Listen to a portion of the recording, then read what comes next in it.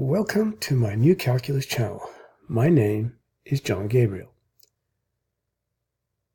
Today I'd like to discuss Cantor's bijections with you and to demonstrate a few of his ideas using some examples I've compiled, and you'll see them in this GeoGebra demonstration that I've created.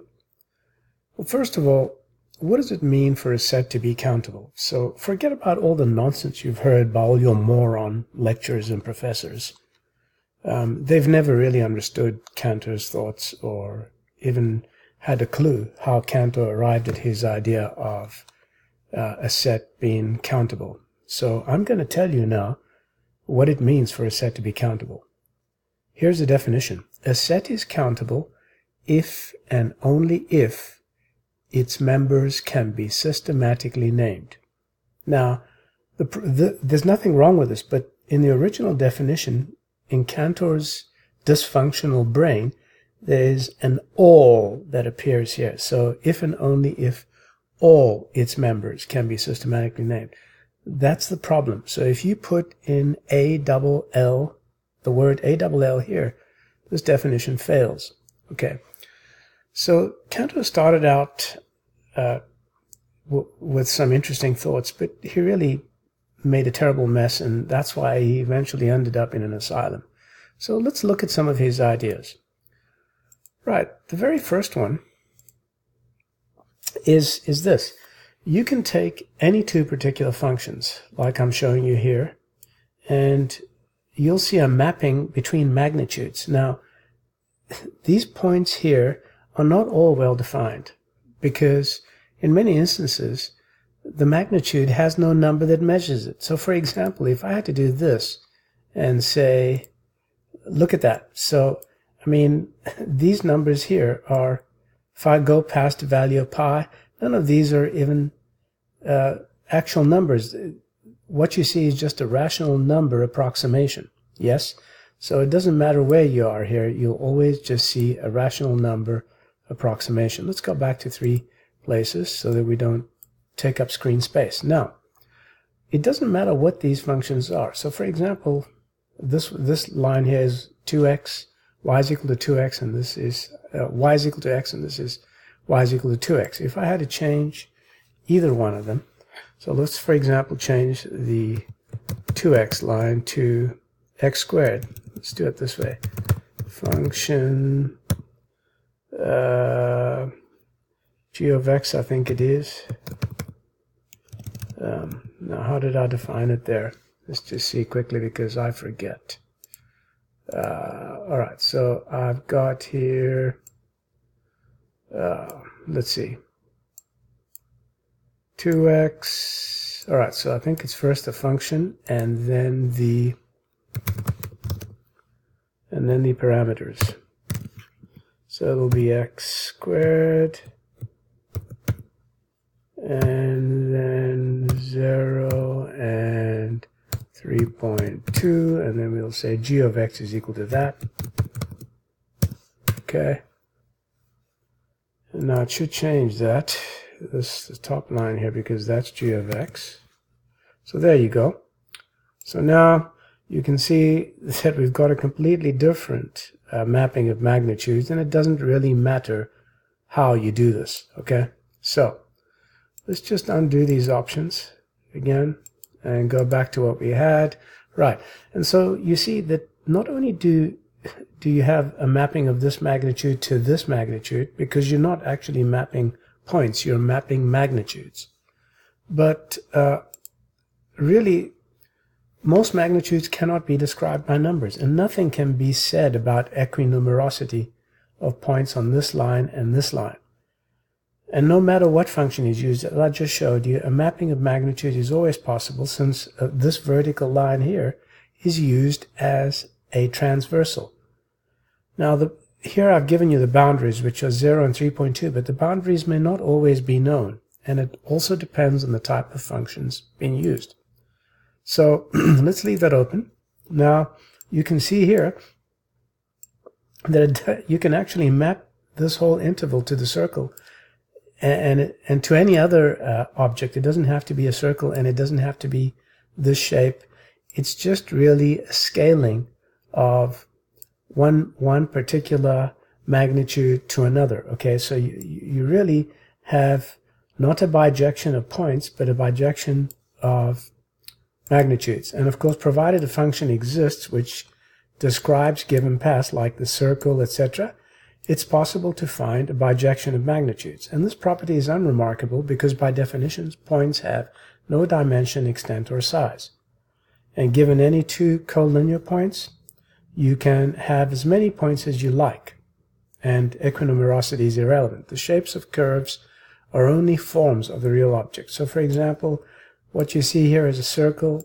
That's just a visualization. It's not really a circle. Okay? So let's get rid of those two and look at the third example. In the third example, you'll see here that if you just have a transversal like that, it doesn't really matter because a transversal function, such as a rotating ray, will map any magnitude regardless of path shape or length or even boundaries.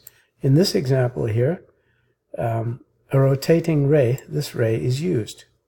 And a circle is not actually needed at all, so we could actually even just get rid of the circle here. It doesn't matter.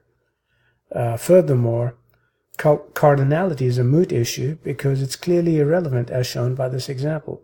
So I mean, I could even move these around like this and still all the points will be mapped from this inner object to the outer geometric object, but points are not being mapped. All we have is a function that's having one particular magnitude being matched up with another.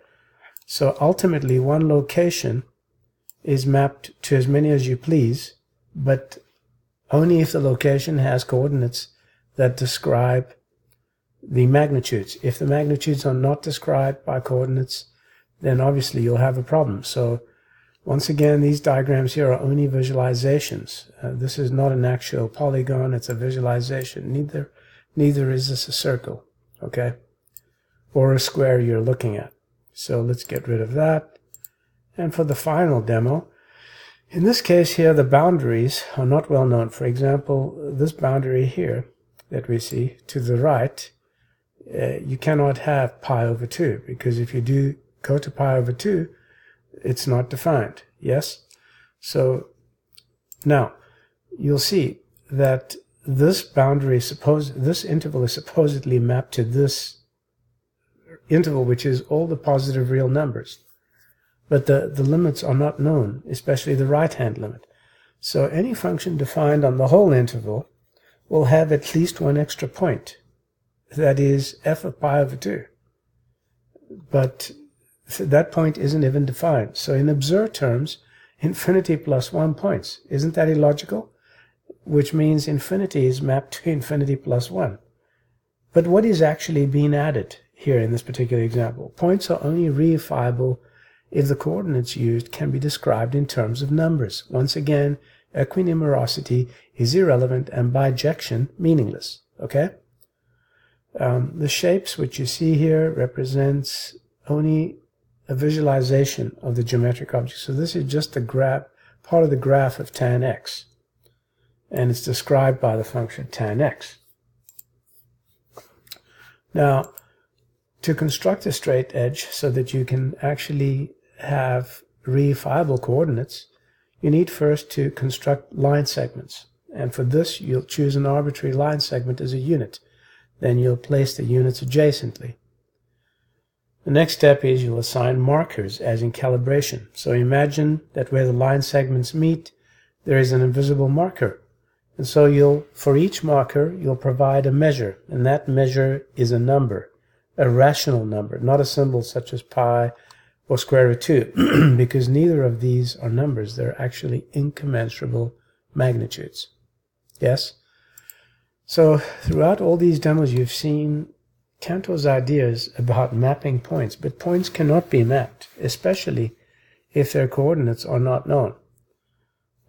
All that really happens is you have a fancy scaling. So you're taking one magnitude and scaling it to another. Unfortunately, Cantor came up with a lot of ideas, and they turned out to be really bad. There is no such thing as infinity. It's an ill-formed concept, which infinity cannot be reified in any way possible. There is no bijection from one infinite set to another. It's nonsense. You're not mapping points. You're mapping magnitudes, and in most cases, you can't measure those magnitudes. What that means is that there is no particular number corresponding to most of the magnitudes which you're mapping. So this here is really nonsense that you see. Now, Cantor ended up in a mental asylum because his peers